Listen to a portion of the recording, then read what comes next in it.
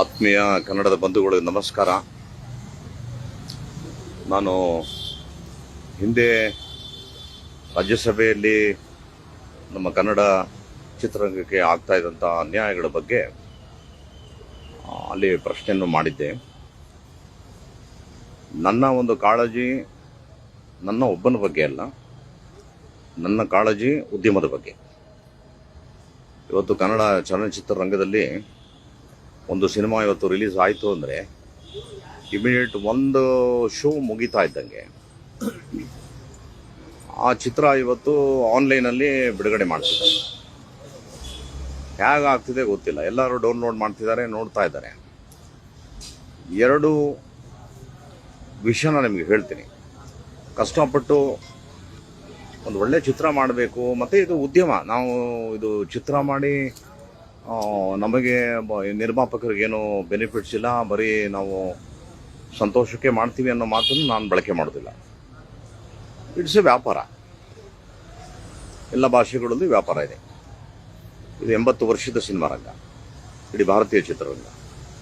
ಒಳ್ಳೆ ಚಿತ್ರ ಮಾಡಿದ್ರೆ ಜನಕ್ಕೆ ಇಷ್ಟ ಆದರೆ ನೋಡ್ತಾರೆ, ಇಲ್ಲ ಅಂದರೆ ರಿಜೆಕ್ಟ್ ಮಾಡ್ತಾರೆ. ಇದು ಅವತ್ತಿಂದನೂ ನಾವು ನೋಡ್ಕೊಂಬಂದಿದ್ದೀವಿ.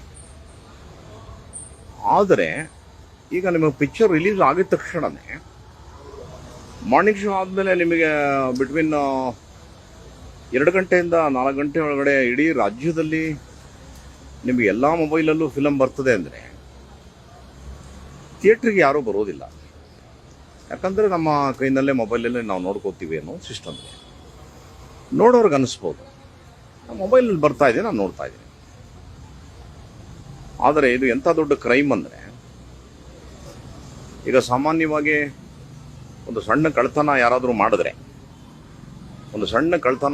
ಮಾಡಿದ್ರು ಅಂದರೆ ಅವನಿಗೆ IPC ಸೆಕ್ಷನ್ನು, ಯಾವುದೋ ಒಂದು ಕಾನೂನು, ಅವನಿಗೊಂದು ಜೈಲು ಅಂತ ಇರುತ್ತೆ. ಒಂದು ಆಕ್ಸಿಡೆಂಟ್ ಆದರೆ ಒಂದು ಕೇಸ್ ಇರುತ್ತೆ, ಒಂದು ಬ್ಯಾಂಕ್ ದರೋಡೆಗೆ ಒಂದು ಕೇಸ್ ಇರುತ್ತೆ, ಕೊಲೆಗೆ ಒಂದು ಕೇಸ್ ಇರುತ್ತೆ. ಆದರೆ ಇವತ್ತು ಆನ್ಲೈನಲ್ಲಿ ಒಬ್ಬ ನಿರ್ಮಾಪಕ ಹಾರ್ವೆಸ್ಟ್ ಮಾಡಿದಂಥ ಪಿಕ್ಚರು, ಅಥವಾ ಒಬ್ಬನಿಗೆ ಗೊತ್ತು ಎಲ್ಲೆಲ್ಲಿಂದ ದುಡ್ಡು ತಂದಿರ್ತಾನೆ, ಹ್ಯಾಗೆ ತಂದಿರ್ತಾನೆ, ಅವನು ಹ್ಯಾಗೆ ಸಿನಿಮಾ ಮಾಡ್ತಾನೆ, ಎಷ್ಟು ಕಷ್ಟಪಟ್ಟಿರ್ತಾನೆ, ಎಷ್ಟು ಬಡ್ಡಿ ಕಟ್ಟಿರ್ತಾನೆ. ಒಂದು ಹೆಮ್ಮೆನೂ ಇರುತ್ತೆ, ನಾನೊಂದು ಕನ್ನಡ ಸಿನಿಮಾ ಮಾಡಿದೆ ಅನ್ನೋ ಒಂದು ಹೆಮ್ಮೆ ಇರುತ್ತೆ. ಜೊತೆಗೆ ಅದರಿಂದ ನಾನು ಹಾಕಿ ದುಡ್ಡನ್ನು ನನಗೇನೋ ಬರುತ್ತೆ ಅನ್ನೋ ಒಂದು ನಂಬಿಕೆನೂ ಕೂಡ ಇರುತ್ತೆ. ಇವತ್ತು ಈ ಸಿನಿಮಾವನ್ನು ಕಳ್ತನ ಮಾಡೋದಿದೆಯಲ್ಲ, ಅದು ನನ್ನ ಪ್ರಕಾರ ಒಂದು ಕೊಲೆಗೆ ಸಮಾನ. ಒಬ್ಬ ನಿರ್ಮಾಪಕನ ಕೊಲೆ ಮಾಡಿದ್ರೆ ಹೇಗಿರುತ್ತೆ, ಮಾಮೂಲು ಕೊಲೆ ಮಾಡಿದವನಿಗೆ ಏನಿರುತ್ತೆ ಅಷ್ಟೇ ಒಂದು ಮಹಾನ್ ತಪ್ಪಾಗುತ್ತೆ. ಎರಡನೇದು, ಒಂದು ಯಾವುದೋ ಒಂದು ಬ್ಯಾಂಕ್ ರಾಬರಿ ಮಾಡಿದ್ರು ಅಂದರೆ ಯಾವ ಥರ ಇರುತ್ತೆ, ಅದೇ ಥರ ಇದು ಒಂದು ರಾಬರಿನೇ. ಮಿನಿಮಮ್ ಒಂದು ಸಿನಿಮಾ ಮಾಡೋದಕ್ಕೆ ಇವತ್ತು not less than 5 to 10 crores average picture. ದೊಡ್ಡ ಪಿಕ್ಚರ್ ಅಂದರೆ 50 ಕೋಟಿ, 100 ಕೋಟಿ, 200 ಕೋಟಿ. ಇಷ್ಟು ದೊಡ್ಡ ಖಜಾನೆನ ಒಂದು ಮೊಬೈಲಲ್ಲಿ ಕದಿಯೋದು ಅಂದರೆ, ಸೊ ಇದೊಂದು ಭಾಳ ದೊಡ್ಡ ನೋವು ನಮಗಾಗಿತ್ತು. ಹಾಗಾಗಿ ಈ ವಿಷಯನ ನಮಗೆ ಯಾಕೆ ಅಂತ ಸುಮ್ಮನೆ ಇದ್ರೆ ಭಾಳ ಕಷ್ಟವಾಗ್ತದೆ ಅನ್ನೋ ಒಂದೇ ಒಂದು ನಿಟ್ಟಿನಲ್ಲಿ ನಮ್ಮ ನಿರ್ಮಾಪಕರು, ನನ್ನ ಭಾಳ ಆತ್ಮೀಯರು, ಕೋಣ ಅಂತ ಒಂದು ಪಿಕ್ಚರ್ ಮಾಡಿದ್ರು. ಪಾಪ ಅವ್ರ ಪಿಕ್ಚರು ನೀವು ಎಲ್ಲೇ ತೆಗೀರಿ, ಯಾವ ಮೂಲೆಯಲ್ಲಿ ತೆಗೀರಿ, ಇವತ್ತು ಆ ಪಿಕ್ಚರ್ ಸಿಗ್ತಾ ಇದೆ. ಯಾವ ಥರ ಅಂದರೆ ಹೇಳಕ್ಕೆ ಅಸಾಧ್ಯ. ಈ ಕೋಣ ಥರ ಪ್ರೊಡ್ಯೂಸರ್ಸು ಸುಮಾರು ಒಂದು ವರ್ಷಕ್ಕೆ ಒಂದು 200 ಪಿಕ್ಚರ್ ಮಾಡಿದ್ರೆ 200 ಜನರ ಪಿಕ್ಚರನ್ನು ಕೂಡ ಇವತ್ತು ನಿಮಗೆ ಆನ್ಲೈನಲ್ಲಿ ಬರ್ತಾ ಇದೆ, ಸಿಗ್ತಾ ಇದೆ. ನೋಡೋರಿಗೆ ಸಂತೋಷ, ಫ್ರೀಯಾಗಿ ಸಿಗ್ತಾ ಇದೆ. ಬಟ್ ಕಳ್ಕೊಂಡವನಿಗೆ ಆ ನೋವು ಗೊತ್ತಾಗ್ತದೆ.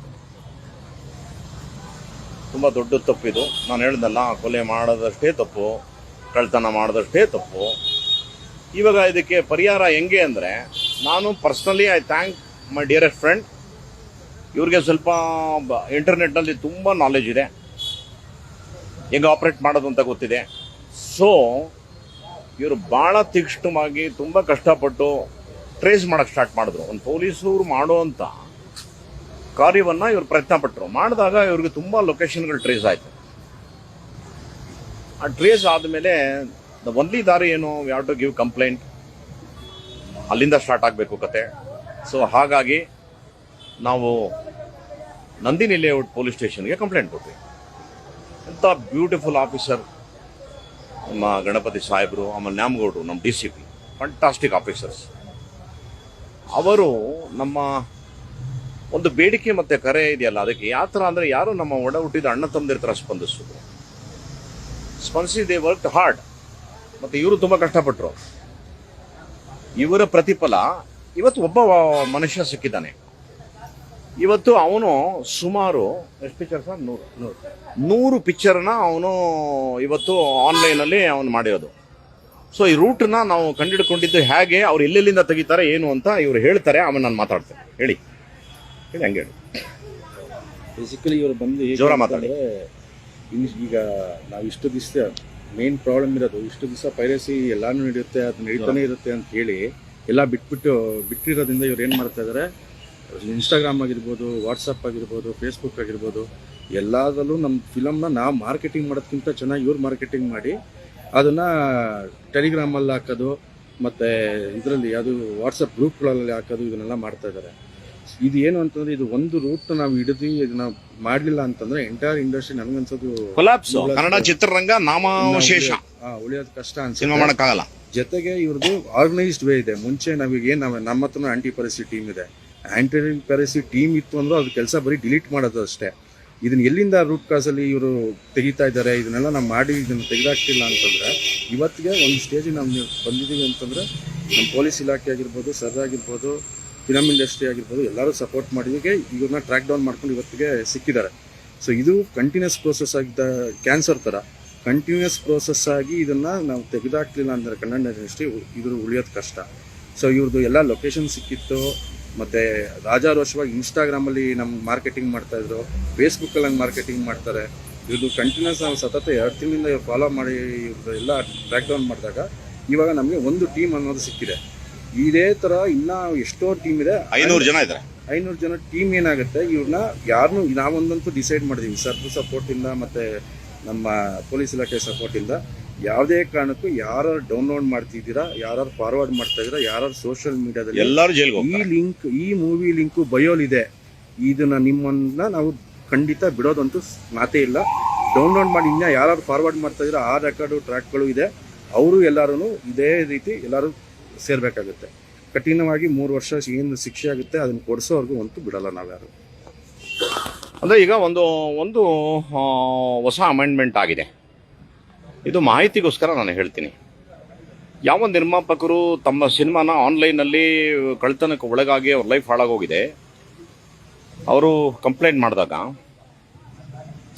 ನಮ್ಮ ಕರ್ನಾಟಕಕ್ಕೆ ಒಬ್ಬರು ನೋಡಲ್ ಆಫೀಸರ್ನ ಕೊಟ್ಟಿರ್ತಾರೆ.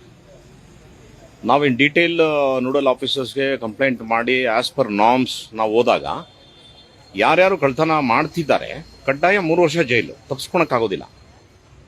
ಅದನ್ನು ಹೆಮ್ಮೆಯಿಂದ ಹೇಳ್ತೀನಿ. ಈ ಸರ್ಕಾರದಲ್ಲಿ, ರಾಷ್ಟ್ರ ಸರ್ಕಾರದಲ್ಲಿ ತಪ್ಪಿಸ್ಕೊಳಕ್ಕಾಗೋದಿಲ್ಲ. 3 ವರ್ಷ ಜೈಲಾಗುತ್ತೆ, ಖಂಡಿತ ಜೈಲಾಗುತ್ತೆ.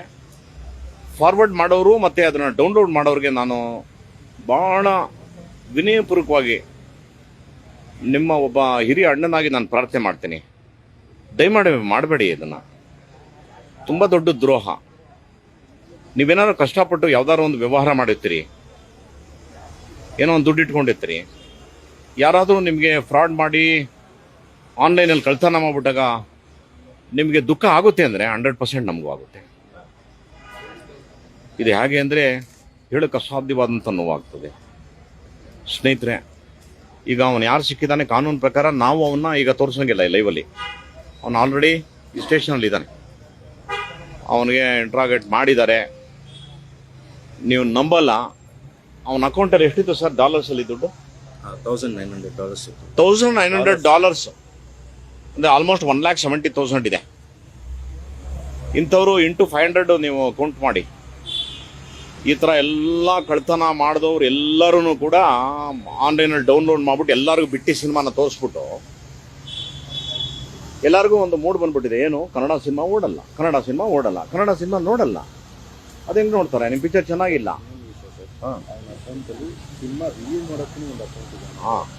ಸಿನಿಮಾ ರಿವ್ಯೂ ಮಾಡೋ ಅಕೌಂಟ್ ಇಟ್ಟಿದ್ದಾನಂತೆ ಅವನು. ಸಿನಿಮಾ ಚೆನ್ನಾಗಿದೆ ಇಲ್ಲ ಅಂತ ಅವನು ದುಡ್ಡು ಕೊಟ್ಟರೆ ಅದನ್ನು ಹೇಳ್ತಾನಂತ ಅವನು.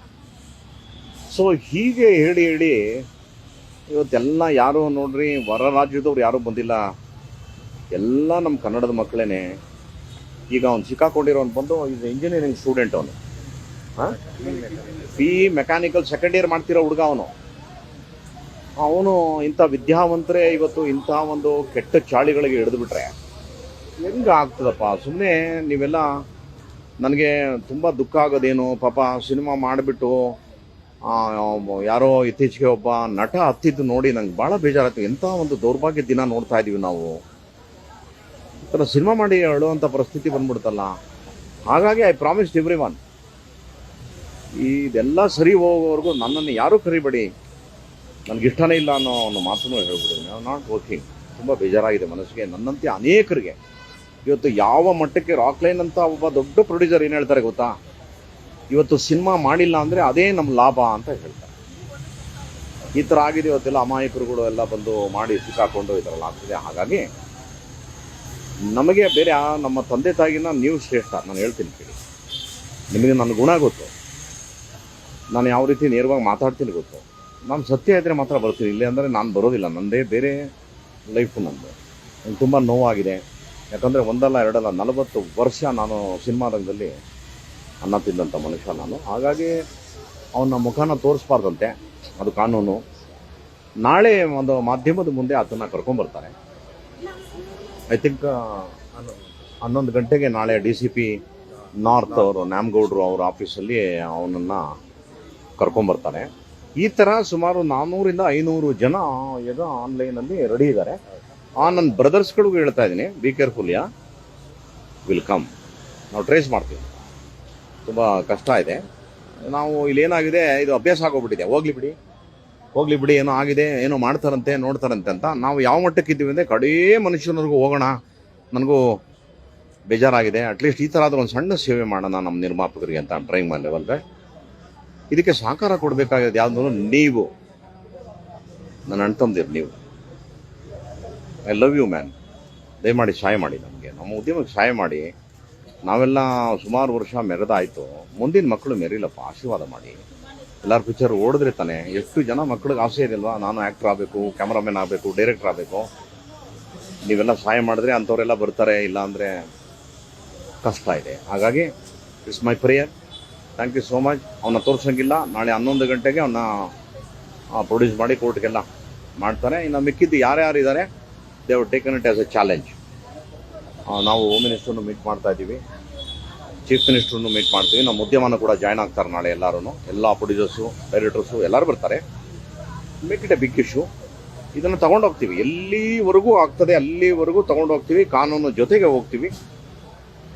ಸೊ ಒಂದು ಲಾಸ್ಟು ರಿಕ್ವೆಸ್ಟ್ ಮಾಡಿ ನನ್ನ ಮಾತು ಮುಗಿಸ್ತೀನಿ. ದಯಮಾಡಿ ಯಾರ್ಯಾರು ಮಾಲ್ ಪ್ರಾಕ್ಟೀಸ್ ಮಾಡ್ತಾ ಇದ್ರಲ್ಲ, ದಯಮಾಡಿ ಇಲ್ಲಿಗೆ ಎಂಡ್ ಮಾಡಿ.